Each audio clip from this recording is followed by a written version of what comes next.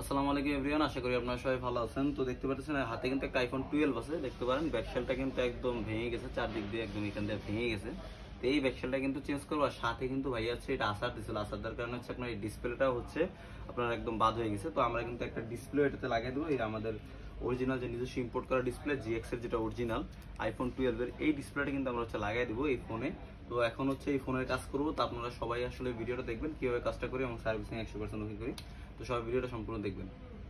তো দেখেন আমরা কিন্তু এই ফোনের আইফোন 12 এর হচ্ছে ব্যাকশেল এবং হচ্ছে যে ডিসপ্লে এটা কিন্তু আমরা করে ফেলছি, চেঞ্জ করে ফেলছি। তো দেখেন ডিসপ্লে কিন্তু 100% কাজ করতেছে, যেটা হচ্ছে অরিজিনাল GX এর ডিসপ্লে, এটা কিন্তু কাজ করতেছে, দেখেন একদম সুন্দরভাবে স্মুথলি কাজ করতেছে।